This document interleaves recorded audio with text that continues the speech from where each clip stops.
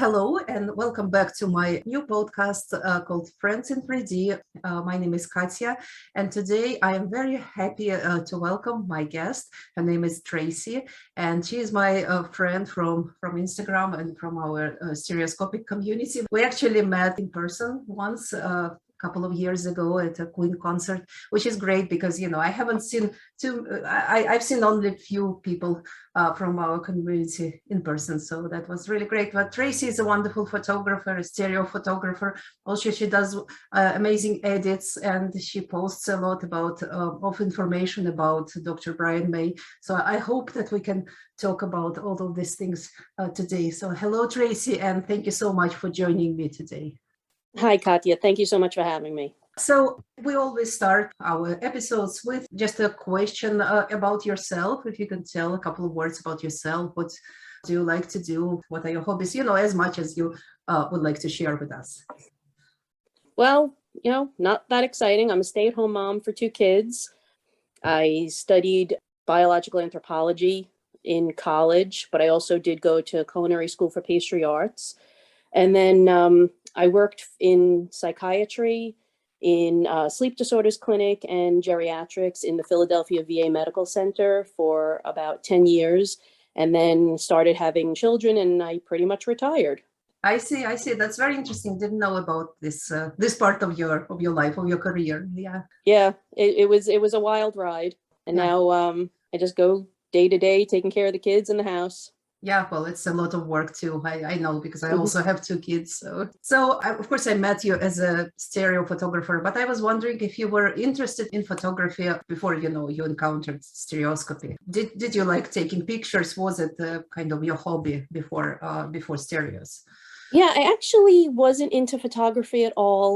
To be honest, I'm one of those people. I know there's some people that take photos at every family event and stuff like that. And I'm just not the type. I usually like to just enjoy and take things in. So photography really wasn't a big thing for me. As far as hobbies that I did have prior to stereoscopy, I knit, crochet, needlepoint. I do love to bake and cook. So that's the kind of stuff. But really for the last, 10 years prior to doing, or maybe 13 years prior to starting stereoscopy, my life was consumed with the kids. And it was, just day to day doing stuff like that. And who has a hobby when they have kids? Yes. I know. I only started, having hobbies when they grew up, when they became teenagers. Yes. Yeah. Right. And that's the point where I am right now. So at least I can enjoy doing something for myself. Yeah, that's something that I couldn't even think about when they were little, and we were moving so much. We lived in all over the place, and so only when we settled down in Canada and when they started growing up and going to school, and I didn't have to spend a lot of time with them, then I started having some free time that you get. Yeah. So how did you find out about stereoscopy? So what was your inspiration? What was your journey in stereoscopy? Yeah, it was actually a weird story. My grandmother, who I was extremely close to, had passed away, and the whole family kind of was all upheaval with that. We had to sell houses, move, and stuff like that. And I got into a real funk, unfortunately, because of that. And my daughter at the time said to me, "You really need to do something. You need to get a hobby. You need to do something to, get yourself out of this." So she said, just on a whim, she says, "Why don't you join Instagram?" She says, it's just something to kill the time, something to keep your mind busy. So I said, okay. And I joined Instagram, and I didn't really know anybody on that was, from personal. So I started just following celebrities that I was interested in. And Dr. Brian May happened to be one of them. And one of the first posts I saw from him was a stereo. And I said to myself, what are these 2 pictures side by side? And I realized what it was with his caption. And I started doing my own research on it. And I got very interested in it and the history of it. So I said, wow, that's something that I can do. And to be honest, it really gave me, it excited me for the first time in a while. And it gave me almost a feeling of like purpose again. Like I could do this. This is something I could do. This is something that interests me. And I started doing it, and I just fell in love with it. And then from there, I actually began falling in love with photography itself, because I feel like once you start doing that, you start seeing the world in a different way. You start seeing more details. You start being more aware of things around you as opposed to just going through life. So it kind of opened my eyes, and it gave me more of a, almost like a renewed life after being in a funk for such a long time. Yeah, And that's yeah. pretty much how I got into it. Something clicked in me and I said, this just makes me feel happy and it makes me feel good. And that's what I want to feel. So that's what I'm pursuing. Yes. Plus, I really enjoy the history of it. I've always been very into history and how people act and live and culture itself, having an anthropology background. Mhm. I've always been interested in culture and just how art has evolved through history. So yeah, this is definitely up my alley. Yeah, yeah. I think it's so amazing when you see serial photos of the 19th century or early 20th century, and it always I don't know, it always fascinated me when I could see the faces of people that are not just no longer with us, but even their kids are no longer with us. So it's we are really Right. separated from them by this huge amount of time. But to see them in 3D, I think it's even more powerful, because you can, you really can see, like, you can see like the texture of things. You can see how they looked like, their statures and everything. Yes, and it's really amazing, I think. Yeah, it's just history Mhm. in detail, basically. Yeah, yeah, absolutely, Mhm. absolutely, yeah. As you said, stereoscopy also got you interested in photography in general. So I know that you, as I see on your Instagram, you take both mono and stereo shots. So do you feel like, for yourself as a creator, as a photographer, do you feel there is a difference between taking a stereo shot and taking a mono shot? Like in terms of your own creativity, of how you channel it? Well, for one, things that stay still are a lot easier in stereo. The mono shots I try to take are usually landscape, animals, and insects, and a lot of birds. I do try to take, I do enjoy taking birds. Those things are more difficult to get in stereo. The stereo shots, I just love plain, everyday objects. I, for some reason, have this obsession with park benches. And every time I go to a park, I take a picture of the bench, just because, to me, I just feel like it conveys peace, because you can just sit on a park bench for the longest time and just enjoy life and life around you.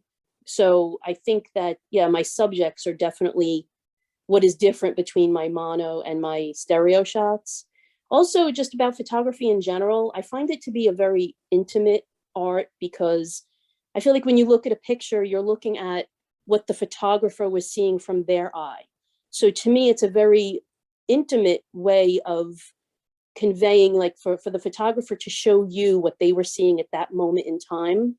I just find that to be very, just a beautiful thing.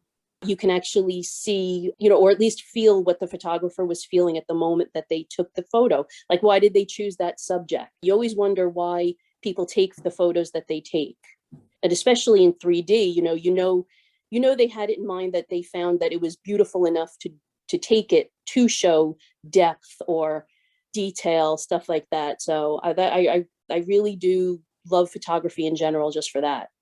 Yeah, I agree. I think that we can really learn a lot about a person from their shots and from their stereos, because they, even though I think maybe even unconsciously, we put some meaning, or some of our emotions into the shots. And I think you're absolutely right by saying that we chose these shots for a reason, and we chose to edit them and then to post them also for a reason. So yeah, I also think it's very personal. And it's interesting, even though I don't really post personal stuff on Instagram, but I still feel like in many ways it shows who I am. Yes, and through the shots, if it makes sense. Exactly. I Yeah, do. yeah, yeah. Exactly. I do the same. I try to keep my personal life off of Instagram, just to protect my children and stuff like that.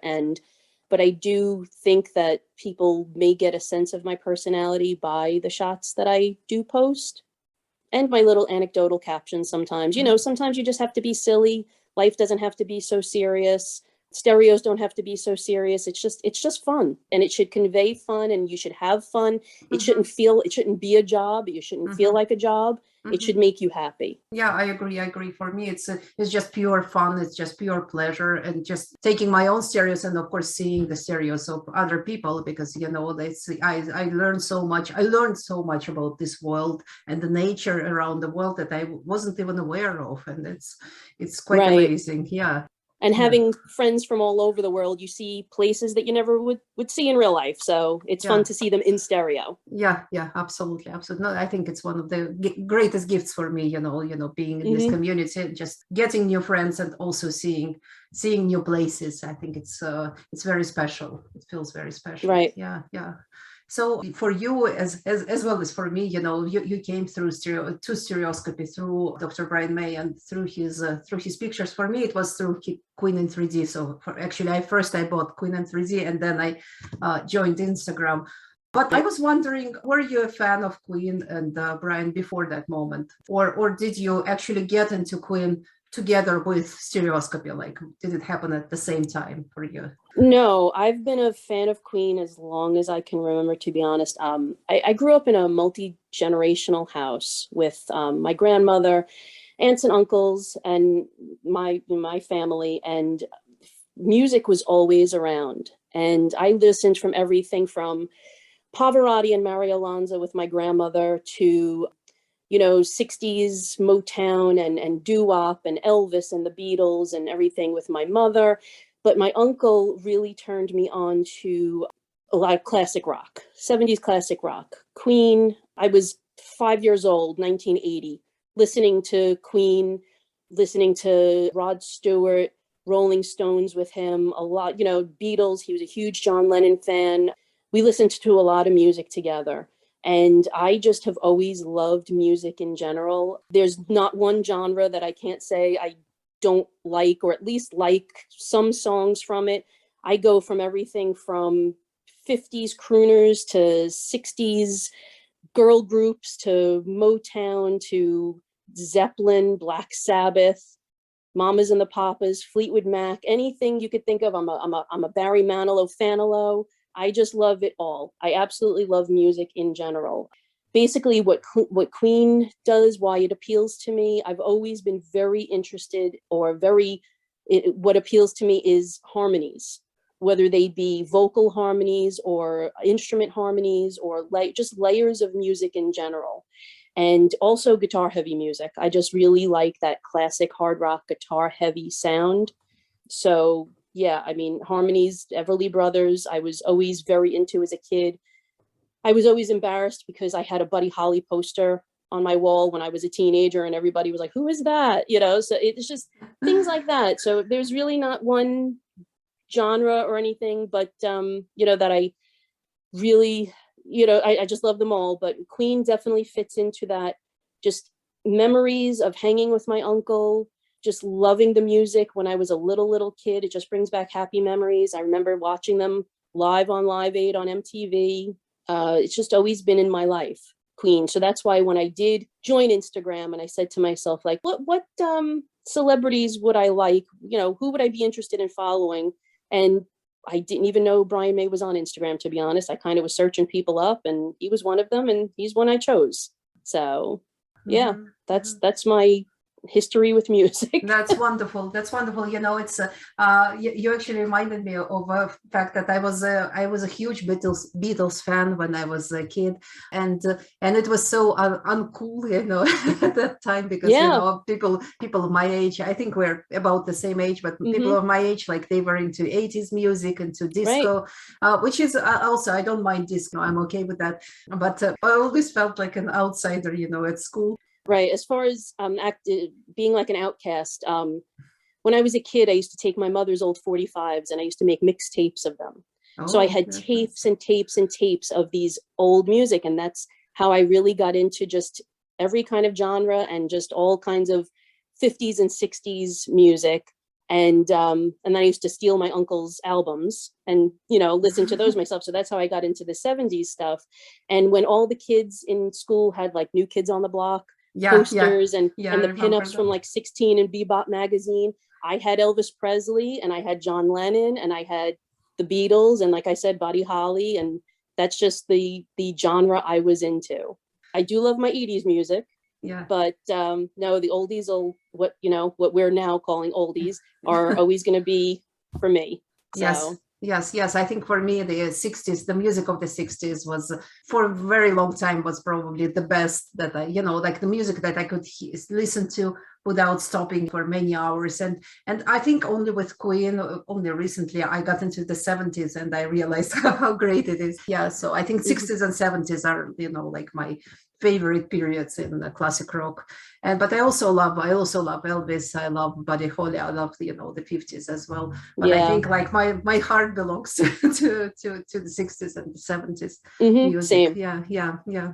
That's great. And I really love what you do. On Instagram stories, these little facts about people, different music bands, and sometimes I look at them and I think, well, I should listen to them. I didn't know them. Find them on Spotify. So Yeah, I've discovered so many mhm, wonderful artists from other people that I never knew of, and I said, mhm. wow, I do like this, I'm listening. So when you got deeper into Queen music, did you have any discoveries? Were there any deep cuts that you found out for yourself? Because for myself, I think it was again their 70s albums, because I, as a kid, I knew mostly their greatest hits and the 80s stuff. And I had the Nuendo like on a cassette, but I didn't really know their 70s stuff. So how about you?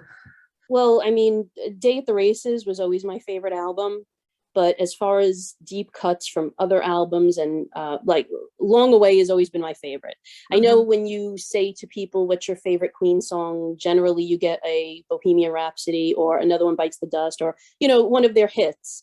Long Away is definitely one of my favorites. It also has a little bit of meaning to me. After my grandmother passed, I felt like the lyrics kind of touched me a little differently. But as far as deep cuts, Save Me, It's Late, those kinds of songs have always been really it for me. I just love it all. I mean, the earlier, the better.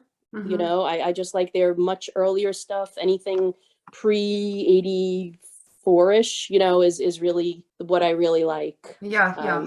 Yeah, I agree. I think for me, actually, I had a night at the opera, well, again as a kid, like when it was around the time when Freddie passed away, because I grew up in Russia, in Soviet Union, so that was the time when actually Western music came, flowing in. Right, right. And so when he passed away, like their music was everywhere, like on all radios. And so I started getting these cassettes.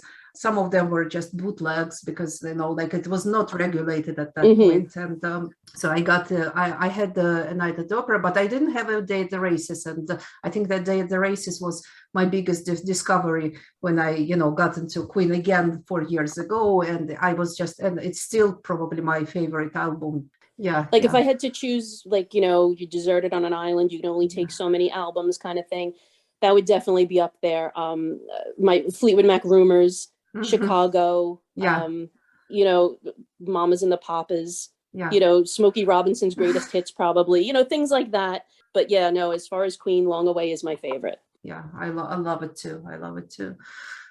So I just wanted to ask you a couple of words about your own creativity, because I think that the edits that you do of Queen, of Brian May, they are really cool. And I'm always interested how the art, the photos, how they convey your own creativity. What do you get from this? Because I know what I get from it. It's very nice for me to look at this. But what do you get for this? How does it again channel your own creativity or your love for their music? Well, I'll be completely honest. When I first started doing the stereos and the photography, I got into editing apps, anything I can find online that was free, because, why not? And I started just playing with them in general. And I thought, why not pick something that I enjoy and see how I can change it? Or I'm not saying that I'm going to improve on anybody's photography, but just to add a little bit of fun to it. And I just started doing that, and I started choosing pictures of Dr. May, because he's such a Renaissance man, and that's why I like to sometimes picture him with stars and galaxies and space around him, and just musical note, and just different colorizations and shadows and frames. It was just really a fun way of learning the apps themselves and what they could do. as far as editing photography and editing pictures in general. And that's really how I did it. And I started saying, why the hell not post them? Let other people see them and kind of enjoy them. And that's how I started doing that. They are wonderful. And I think that's a wonderful way to learn, but also to express your own creativity. Yes, I think it's very cool. It's very cool. Yeah. And how about your posts about Dr. May? Like these little quotations that you do. Yeah. So the quotes actually came about because when I started researching stereoscopy, of course, Dr. May's name came up a lot in a lot of interviews that he did, especially for the Queen in 3D book. And I just started seeing more and more when you fall down that rabbit hole online, you Google one thing and you end up 20 million layers deep. I started just looking at interviews that he's done over the years, and I just felt that I enjoyed his outlook on life in general, his thoughts, his wit, his wisdom, the insight that he gave us into Queen itself. And I just figured that other people would enjoy them as well. I think that a lot of people, you're a fan of a person or a band, but you don't really get deeply into their, I'm not saying their psyche, but, at least getting to know what their thoughts and feelings. And I thought that it would be nice to just add those to daily posts. If people like them, if people enjoy them, I love it. If not, it's something I enjoy. I enjoy reading his words in general. They're very, inspiring at times. So I just like sharing it.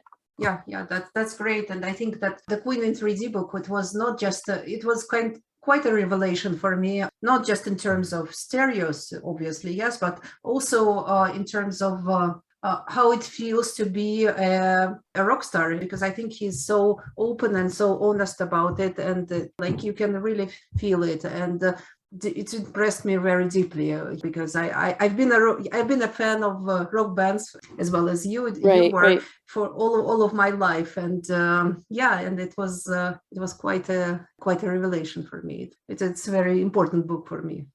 Right. I mean, these celebrities that we love, they're not just their music, they are deeper than that. And things just as little as being in the United States. I wasn't aware that there was a badger cull. We don't even have those types of badgers here.